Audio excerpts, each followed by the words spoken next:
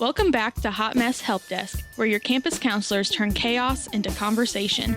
I'm Lainie K. And I'm Mya Ice. Today's episode is all about boundaries and communication, aka how to say no without feeling like the worst person alive. Or how to tell your roommate their 2 a.m. karaoke career might need to wrap up. Okay, so today's check-in question. What's the hardest situation for you to say no in? Group projects, friends wanting to hang out, family calling at inconvenient times, Mya? Oh yeah, it's definitely the family calling at inconvenient times. I definitely have gotten better at that though. Like, y'all, I go to bed at like 8:30. Don't call me after 8:30 unless y'all are dying. So that's something that me and my family have had to talk about sometimes. But yeah, what about you? What's hard for you to say no to?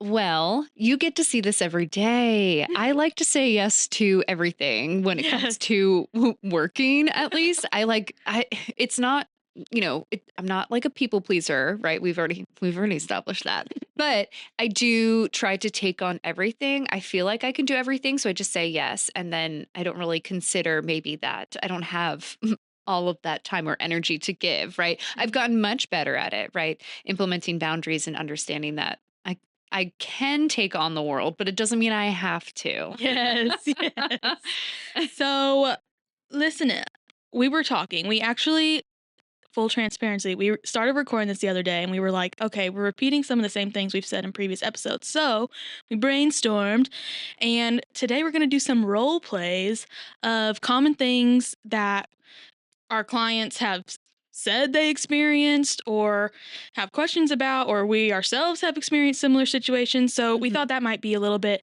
better for you guys to hear examples of ways to communicate that. But boundaries can get kind of, the definition can get kind of convoluted. So Lainie, can you give us a definition of what boundaries are and what they mean? Yes, absolutely. And I just want to mention, I think you're right. Like the reason why we're doing this episode is because it's more applicable for students, right? All of the episodes we've done up until this point has been information, and this is something that's maybe a little bit more tangible. It's like, oh, I do relate to this. Oh, okay, I can see how it might play out in real time, the things that I could say. It's just real life examples of things that you might be going through and a good way to maybe approach it if you are uncomfortable or just figuring out what your boundaries are and how to implement them. As far as a definition goes, personal boundaries are the limits and rules we set for ourselves within our relationships. A person with healthy boundaries can say no to others when they want to, but they are also comfortable opening themselves up to intimacy and close relationships. Nice. I need that operational definition. I really do.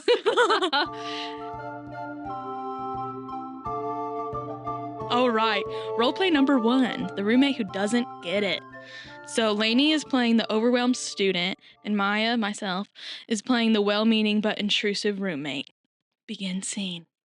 Hey, you're finally back. I was thinking we could watch a few episodes of The Summer I Turned Pretty and then do a Target run. Oh, that sounds fun, but I kind of just need to chill tonight. I've had people around me all day and my brain's fried. Oh, you always say that. You'll feel better if we hang out, I promise. Yeah, maybe, but I actually do need quiet time to recharge. I think I'm going to put my headphones in and just be a blob for a bit. Oh, okay. Yeah, that's fair. You good if I watch it out here? Totally. Just maybe keep the volume low. I would really appreciate it. All right. So let's debrief that for a second.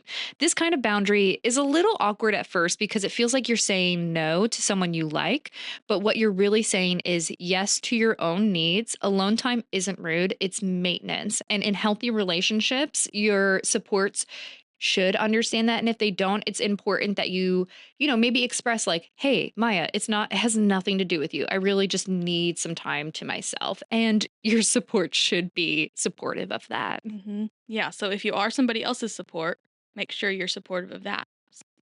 There you go. There you go. Clock 'em. Maya just snapped. You couldn't hear it. All right. So, role play number 2, the group project that just won't end. Maya's going to play the student doing too much, and Lainey plays the one who's struggling but trying to step up. All right. Okay, so I finished the intro and part of the slide deck, but I still need to find 3 more sources. Oh, don't worry. I already did those. And I fixed the citations. And I'm going to rehearse the presentation later, just in case. Okay, thanks, but you don't have to do everything. I can finish the conclusion and update the notes tonight. Honestly, it's just easier if I do it myself. Yeah, but that's also how you end up stressed and then resentful. Like, let's just split it. Okay, you can handle the visuals and I'll do the talking points. That way it's fair. Mm, You're right. I guess I forget it's okay to ask for help. So this one's a big one for the perfectionist. Lainey, I'm looking at you. Oh my goodness. Way to call me out. I'm blushing. Doing everything yourself can feel safer, but it actually just drains you. Boundaries and teamwork means trusting others to carry their share, even if they do it differently than you would. I love this one. I think this might be my favorite one just because I think like we don't see this as boundaries, right? We don't see it as boundaries. Ugh, I just love it. Okay. All right, role play number 3, the friend who always vents. So Lainey is going to play the student who's emotionally drained, and Maya, me, plays a friend who constantly vents. And then she ghosts me again, and I just don't understand why people are so inconsistent. Ugh, that sounds exhausting. Right? Like, I don't even know what to do anymore. Hey, I care about what's going on, but I've had kind of a heavy day myself. Can we talk about this later or maybe just text instead? I want to be present when we do it. Oh, yeah, of course. I didn't mean to dump on you. You're not. Like I just needed a breather so I can actually listen to you in the way that you deserve. Okay. I like this one too. I really like this one, yeah. It's okay to hit pause on emotional conversations. Like setting boundaries doesn't make you bad friend. It keeps you from burning out so you can be a better one. And this kind of ties back to our non-negotiables, right? Like if you want to give back to the people in your life or the things in your life, you have to take care of yourself first, emotionally and physically. And so just saying like, hey, Maya, I want to be here for you. Can we just pause on the conversation and pick it up tomorrow so I can be present? I'm emotionally drained, right? You don't want to, have you ever had a conversation with somebody and you're like watching them like they're not there. Yeah. They're like not there. Her eyes glaze over. Yes. And you're just like, okay, they're totally not listening to me. And it's really uncomfortable.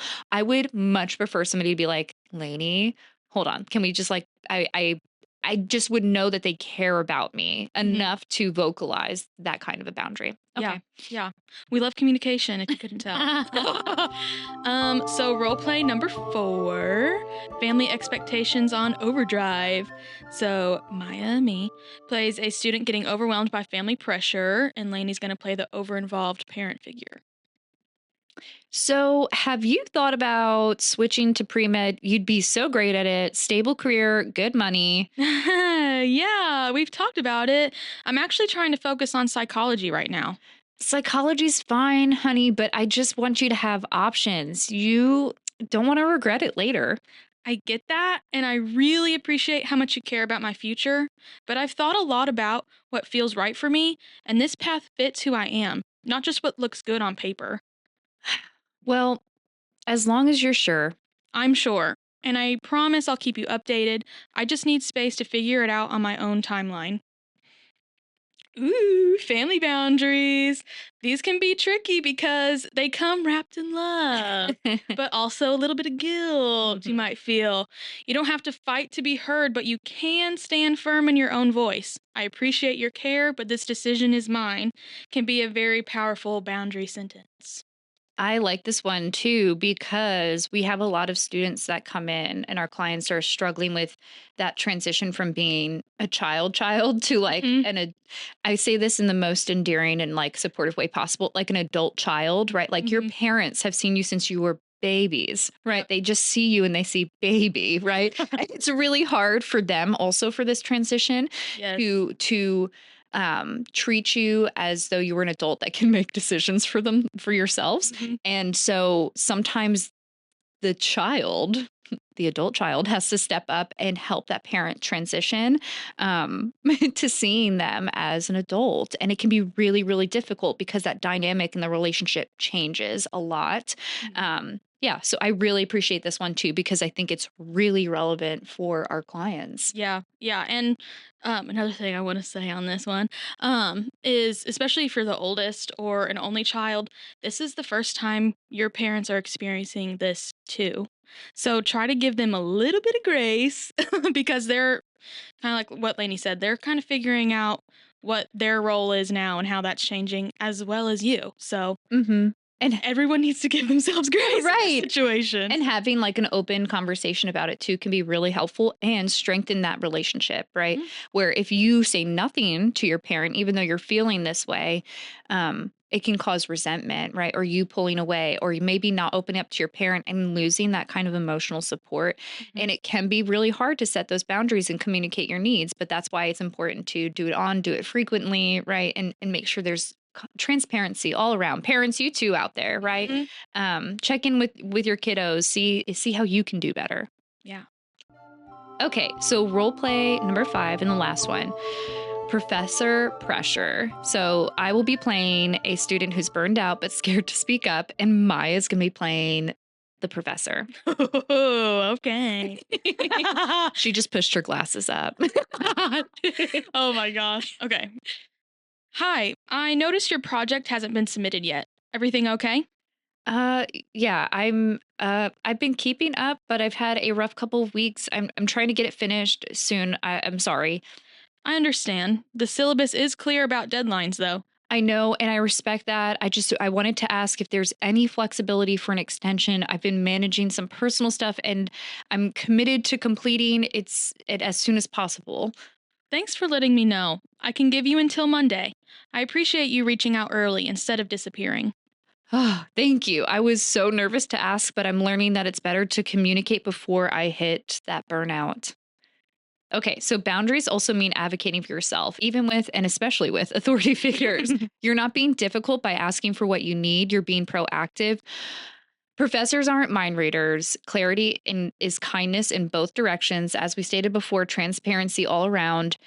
I mean, the worst that could happen is your professor says no, right? Like you are doing your disservice if you don't vocalize what's going on. And in our experience here at UE, especially professors are really understanding and supportive of life events. We're all human. We have lives outside of school and things happen that are unexpected and outside of our control.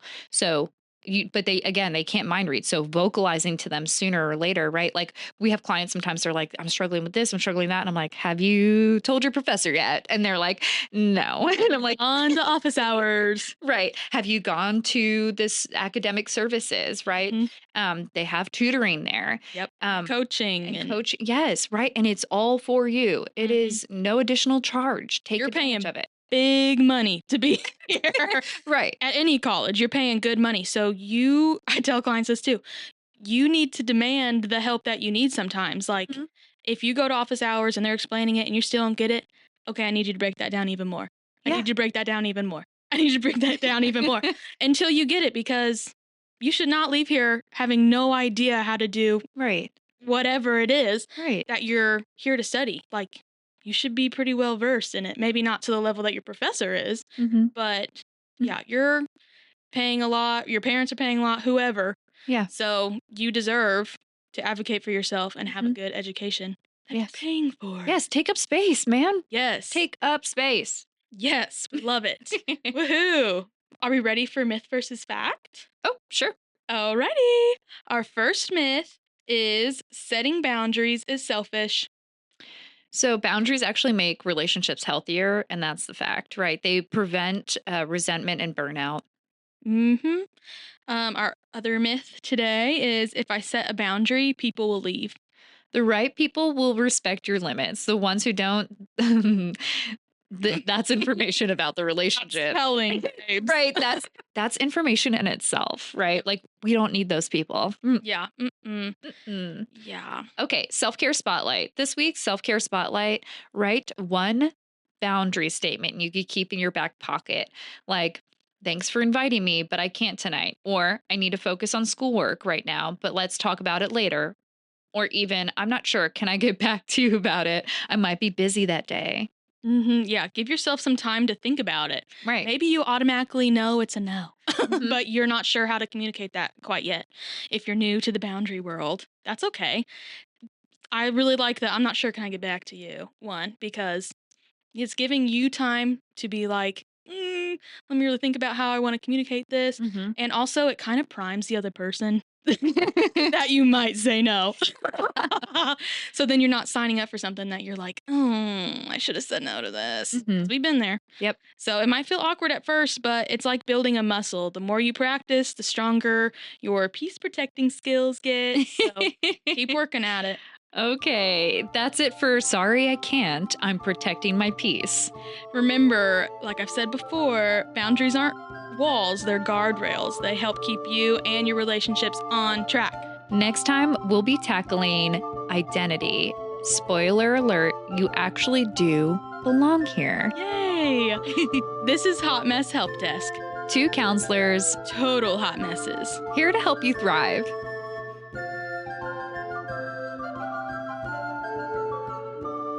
Before we go, a quick reminder, you don't have to handle everything on your own. If you're a student here at UE, you can connect with us at the Counseling Center. Just call 812-488-2663. Email counselingservices@evansville.edu or stop by during office hours. If you're not on our campus, check in with your school's counseling center or a local provider for support. And if you ever feel like you're in immediate danger or are having thoughts of harming yourself or others, please call Public Safety to get in contact with a UE counselor or call 911 right away. You can also dial 988, the Suicide and Crisis Lifeline. It's available 24/7 anywhere in the U.S. You're not alone, and reaching out takes courage. This podcast was produced by Student Media. Student Media is a student organization at the University of Evansville that utilizes design, photography, video, and sound towards experiential and academic learning in journalistic endeavors and storytelling. Student Media elevates the voice of the student body and connects the campus and community to important information and points of view. If you would like to donate, go to fireside.evansville.edu/donate to contribute to a program.